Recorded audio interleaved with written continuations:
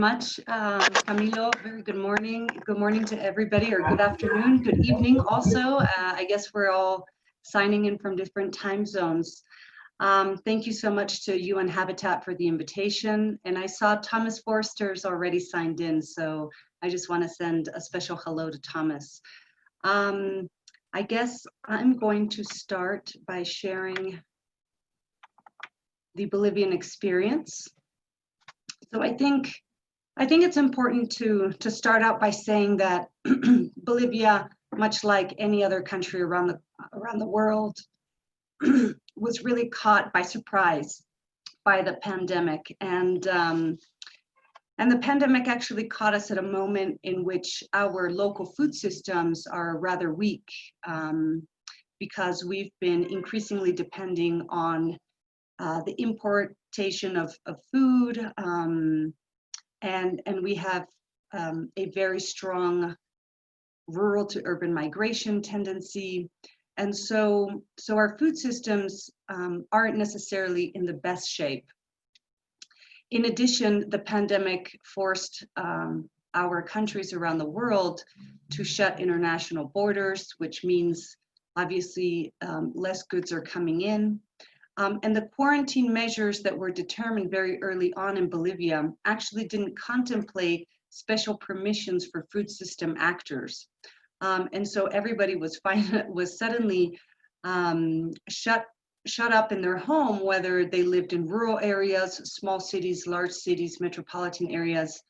And everybody was very confused about what was happening and who was actually going to be in charge of making sure that people respecting quarantine were going to access basic necessity items. And in addition to that, I think it's important to note that unfortunately, at the local level, most municipalities in Bolivia don't actually have food contingency plans. And so I think that really there was a lot of variables that made us question whether we were going to be able to make it through quarantine and the pandemic in one piece. So I guess, let's see if I can you see my screen? Yes, we can see your screen. Yeah. Okay. So can you try to make a full display, full presentation? But so it's also good. So you can continue, no problem. Oh, are you seeing the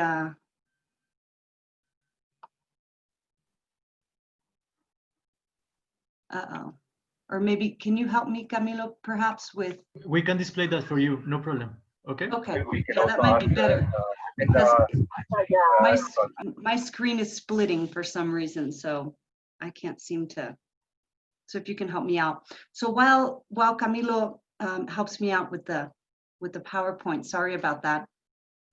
I think it's important to note that, you know, when we talk about food security and guaranteeing the right to food and making sure people can access food in a timely manner and in the quantities that are necessary, you know, we're talking about 4 different variables that need to be present at all times. So we need to have food available to people where they are.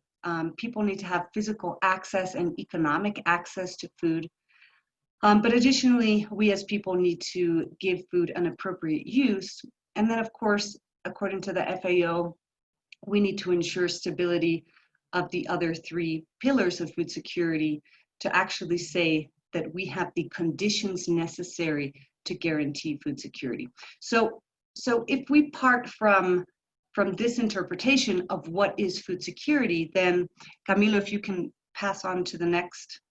I think what's been really interesting is to see how there has been a sum of many efforts in Bolivia to make sure that people can have been able to access food. So we've actually been in quarantine for 10 weeks. This week, quarantine measures have been flexibilized, but it's very likely that as of next week, we're going to go back into quarantine. And I think it's also important to note that Bolivia still registers a very high percentage of low-income households, households living in extreme poverty. And yes, there has been a lot of economic development and a lot of progress in terms of getting people out of poverty, but they're still on that threshold between, you know, really making it out of poverty or just temporarily being out of poverty. And so I think it's important to note, you know, the government initially has obviously prioritized low-income households, and for this, you know, there were cash transfers made available to different vulnerable groups. There was food baskets delivered to thousands of homes all over the country. And the police and the military were certainly deployed to help out with different logistics. Additionally, as you can see, you know, Camilo, if you just want to start passing the PowerPoint, the photos, there's not that many pictures, there's about 12. But I think it's interesting to see that, you know, different sectors of society were able to contribute with, you know, something that would help reach a different population and ensure that by many people contributing at the same time, you could actually reach a larger percent of people and a larger number of people. So the private sector, of course, also stepped up to the plate. They offered a lot of logistical support. The National Beer Company, for example, made their trucks and drivers available to deploy mobile markets and to transport health goods and health services to neighborhoods in the periphery. They also made a lot of in-kind donations, whether that be cleaning supplies, health supplies, biosecurity supplies, food supplies. They also added resources to increase the number of food baskets that were destined to low-income households. A lot of people, a lot of private sector companies also ensured that orphanages and hospitals were able to receive in-kind food donations. And of course, you know, the private sector has also lent its expertise and its services to help with, you know, food deliveries and this sorts of stuff. But additionally, what's been interesting is the work that civil society has been able to contribute. And there, I think, you know, there's been such a variety of initiatives. So, you know, a lot of CSOs were able to set up helplines or hotlines to help people either, you know, living with, you know, living in situations of domestic violence, or people who were having, you know, psychological issues handling, you know, quarantine, etc. A lot of CSOs were also able to deploy public opinion polling. Fundación Alternativas, for example, did a lot of that so that we could understand, you know, where food was perhaps not in sufficient supply. A lot of CSOs also helped out with the design and delivery of communication strategies. And a lot of CSOs, interestingly enough, leveraged these short circuit market chains. And so a lot of civil society organizations over the last few years have really been working with rural farmers to help them design and establish direct contact with urban markets. And so it's been really interesting. I mean, I think those are short chains that were not given a lot of attention over the last few years. And in this context, they were able to really come to the rescue in a lot of ways. And I think people are starting to really value and understand the importance of, you know, having this permanent communication and direct contact between urban and rural areas. And I think those are one of the opportunities that this pandemic has really lent the world and food chains everywhere. And then I think what's interesting is that, you know, the government and was also able to invite and leverage the participation of local citizen representatives. So Bolivia has a very rich social structure. And in one of the pictures, Camilo, if you want to go back, we can see one of the indigenous leaders working with the military to ensure people are actually respecting social distancing norms.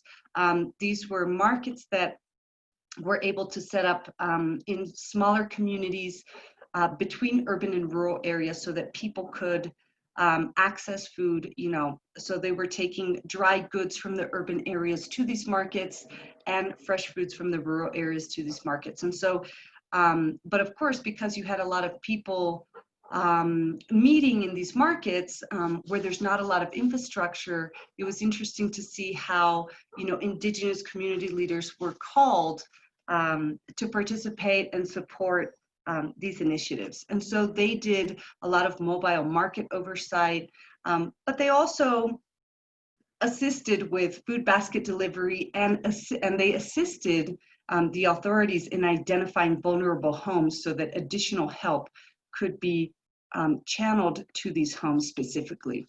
And then I think, another piece of the pie is certainly, the citizenry itself, the citizenry that is not necessarily organized.